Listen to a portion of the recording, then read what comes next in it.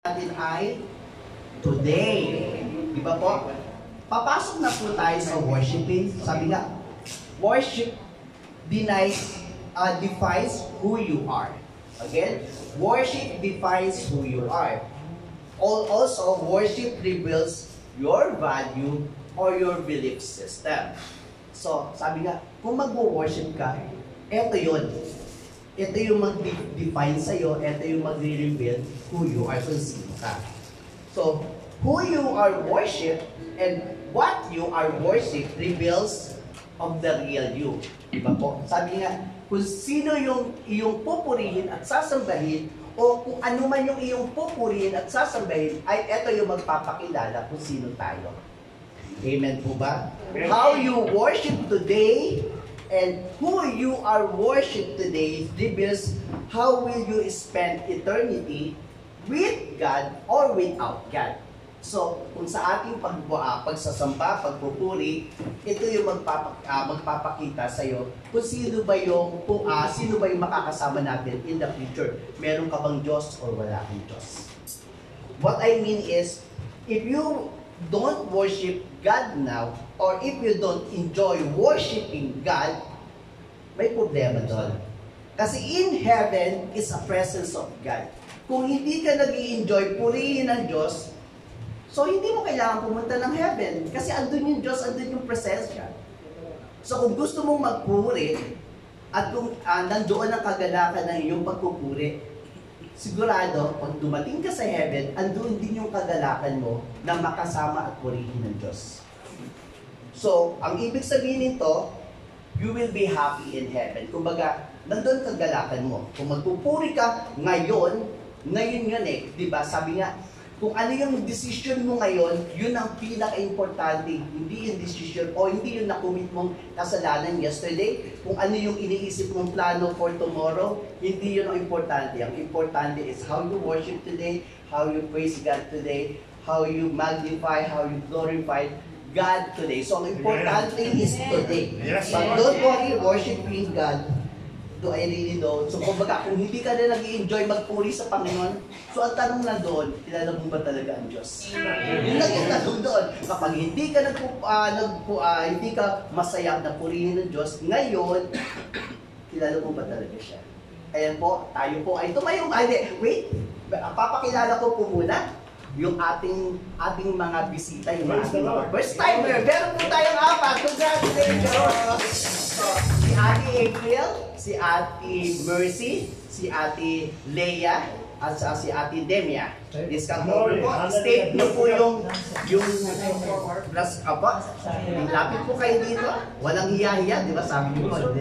State nyo po yung name, state nyo po yung status, state nyo po kung taga saan kayo sa atin, at saan po kayo nag-work dito, at sino po yung nag-invite sa inyo dito. Sino ba? From the eldest? From the eldest. Magandang umaga po sa atin lahat. Purihin ng Panginoon. Dito tayo tatagtikot-tikot para sa ating Panginoon Jesus. Ako po si Mercy Langwas, taga Tagum City. Andito ako sa Kingdom Compound. Ako po ay 60 years old. Salamat po dito sa nag-invite kasi Sister Rona. Thank you po sa pag-invite. Salamat po sa ating magandang umaga po sa inyong lahat, sa ating lahat. Sa kapurihan po ng Panginoon, ako naiiyak.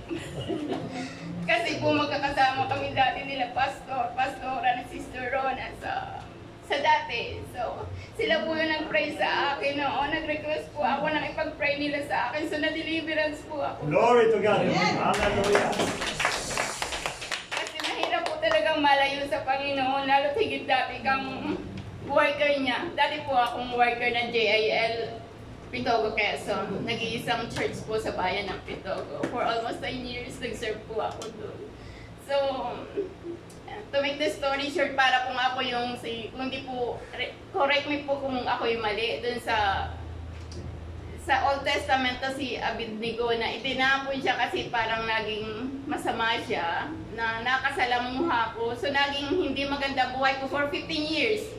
So lahat halos nagawa ko. So purihin ang Panginoon at hindi niya ako pinabayaan. Salamat. At gusto ko lang din pong idagdag na nung po tayo magkahiwa-hiwalay, actually gusto ko na po talaga mong naiisip ko po kayo si Pastor, yung nagpadeliveran sa akin, si Pastora, si Sister Rona. Pero may mga bagay pong hadlang. Pero sabi nga, in His time, in due time, makakapunta po ako sa inyong bahay pa ng bahay. Sabi ko po ako. Magandang araw po sa ating lahat. Purihin po tayo ng Panginoon. Ako po si Leia Padilla from La Union po. Ilocana. Proud Ilocana po. Nagtatrabaho po ako sa Kingdom Compound as katulong. Okay po, salamat po. Amen. Good morning po. Ako po si April from Ifugao po. 25 pero Ilocano po. Invite. Invite sa natin natin po. Para sa kami ng break po. Okay. So let's stand po at atin po silang i-welcome. Sorry po. Sasayaw po. Okay, let's welcome them.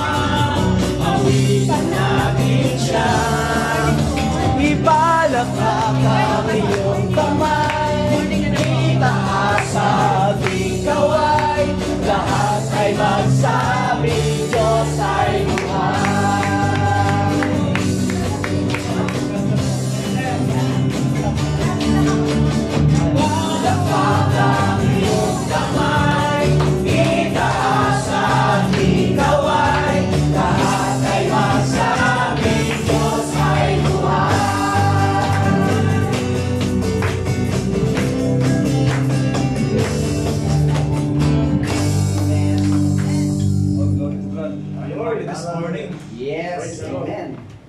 Sino po sa ngayon at pinagpapala ng Panginoon? Amen.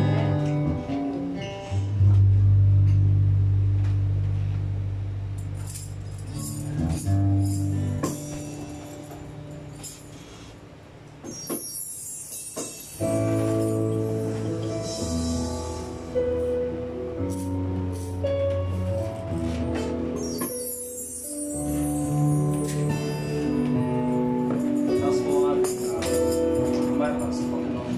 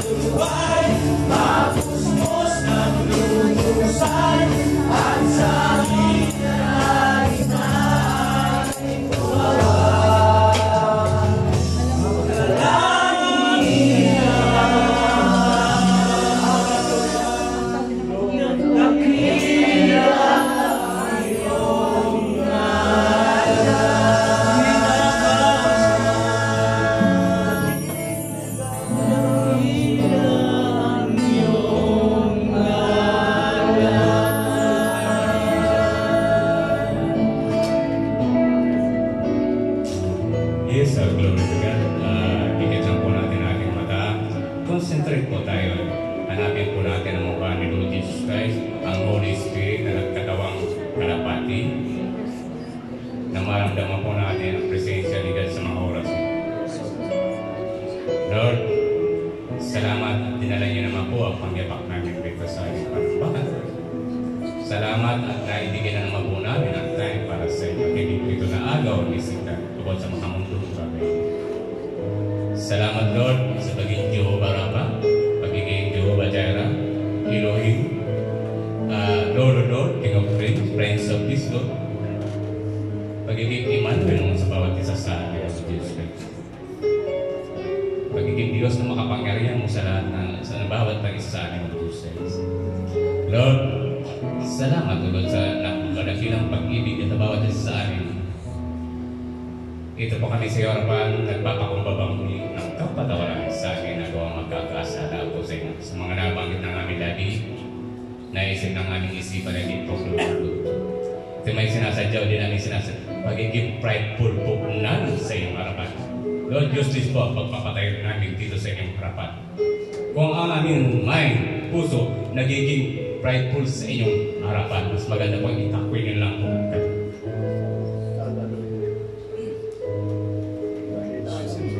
Lord, ang bawat mabubuting bagay na nagagawa namin sa inyong harapan, useless po ito, Lord.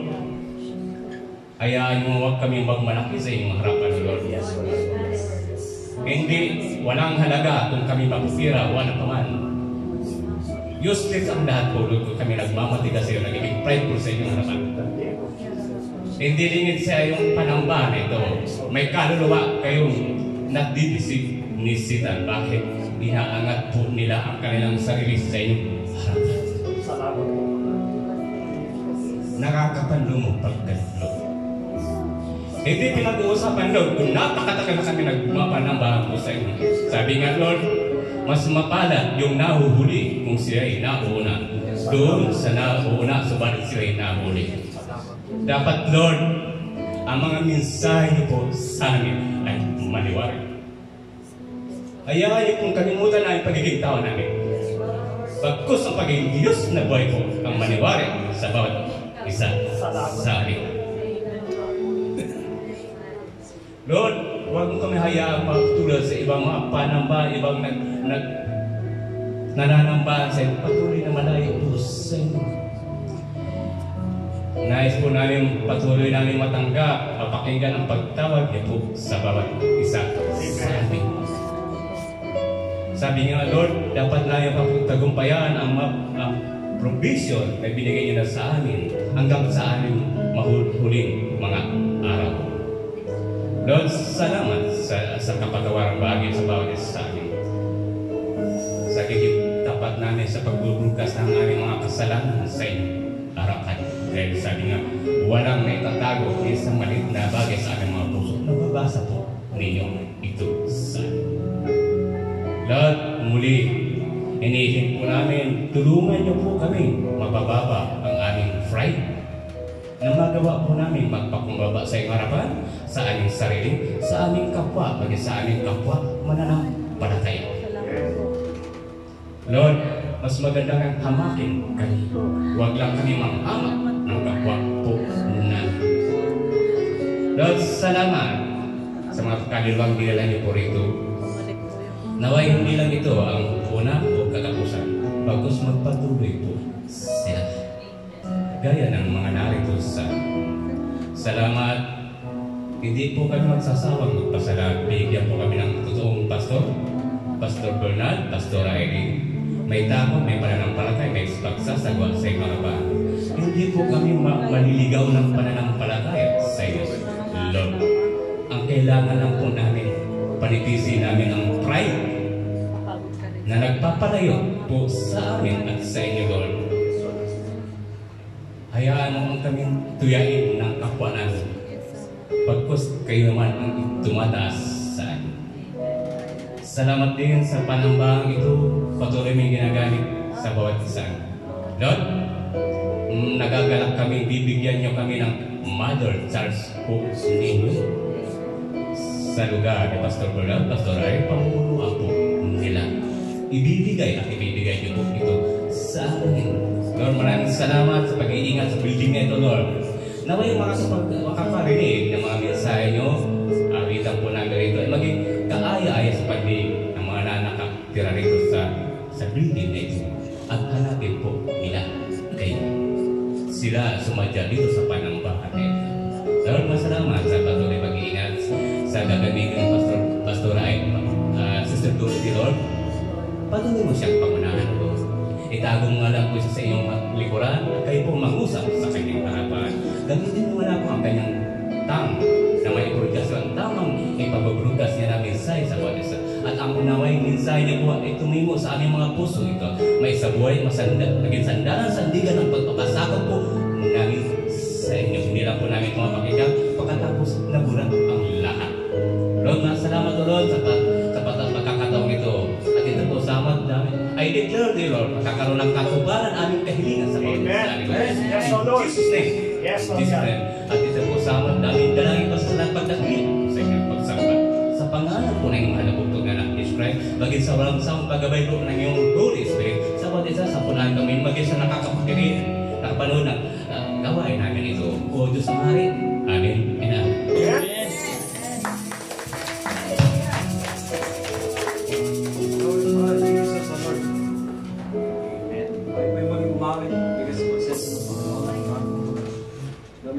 Senso ng Panginoon.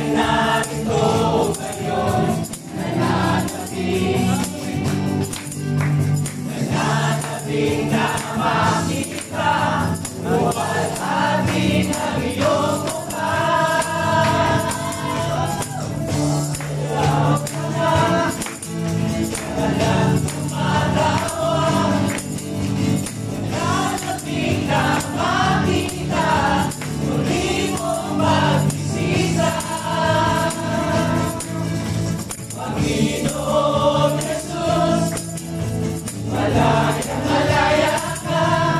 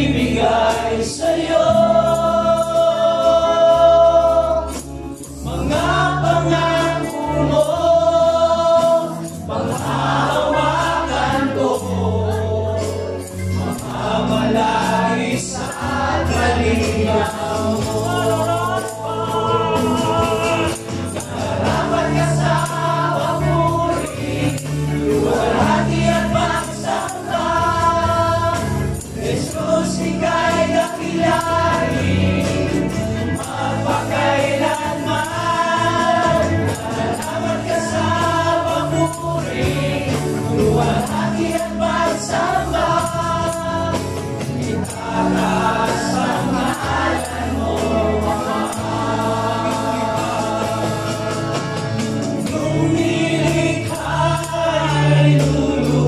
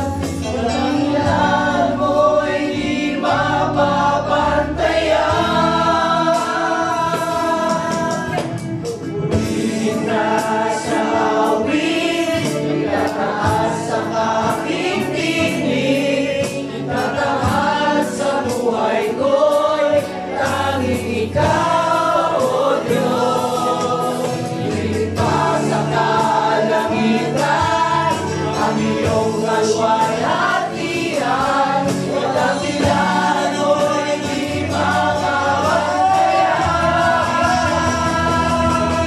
Mula sa amin, nataas ang aking tinig, inanamahal sa buhay ko'y tanging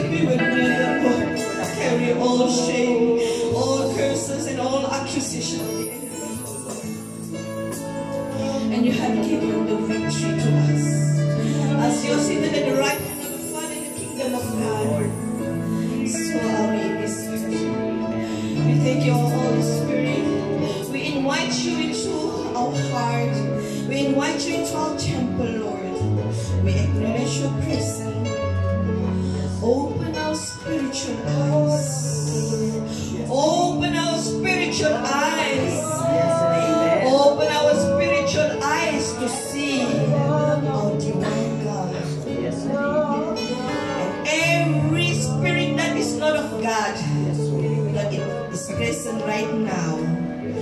We commend you in the name of Jesus to go. And we plead the blood of the Lamb to cover this place and surround us.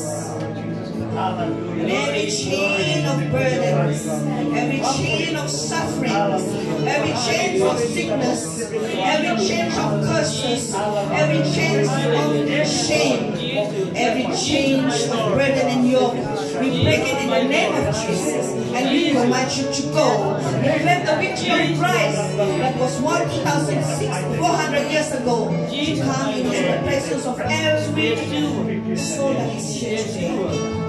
Father Lord, I acknowledge your presence as I continue to preach and spread the divine language, the divine words that is our weapon among your people. Lord, use me mightily. Let the words that come from my tongue, let the words that come from my thought, let the words that come from my ear, let my heart will only bring to the glory of your name. In Jesus' name, amen.